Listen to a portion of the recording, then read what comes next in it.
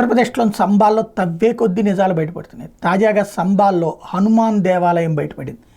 ఎట్లాగా అంటే గుడి ఇట్లాగుంది, ఈ గుడికి ఆనిచ్చేసి, అంటే గుడికి ముందున్నటువంటి ప్రధాన ద్వారం ఇట్లా ఉంటే దీనికి ఆనిచ్చేసి ఇప్పటిదాకా ఒక ఇల్లు ఉండిపోయింది.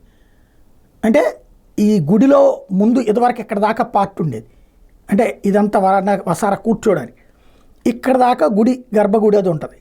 ఈ మిగతా ప్రాంతానంతా కూడా ఇల్లు కట్టేసుకుని దీన్ని క్లోజ్ చేసేసారు, మెయిన్ ఆలయాన్ని క్లోజ్ చేసేసారు. ఎందుకంటే 78లో జరిగినటువంటి మత కలహాల తర్వాత అక్కడ ఉన్నటువంటి హిందువులందరూ పారిపోయేటప్పటికీ చివరికి ఆలయాలను పూజ చేసేందుకు, దేవుళ్ళను పూజ చేసేందుకు కూడా లేదు. మొత్తం 230 మంది దాకా ఊచకోతకు గురయ్యారు. ఆ ఒక్క ఏడాదిలోనే 183 మంది దాకా ఊచకోతకు గురయ్యారు.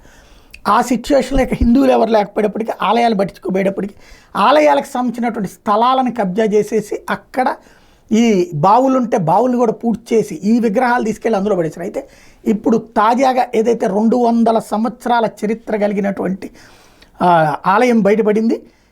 1978లో ఈ హింస తర్వాత మూసివేయబడినటువంటిది. ఏది వెంకటేశ్వర స్వామి గుడి ప్లస్ ఆంజనేయ స్వామి గుడి రెండు, అంటే వెంకటేశ్వర స్వామి గుడి ముందు ఆంజనేయ స్వామిది కూడా ఉంది విగ్రహం.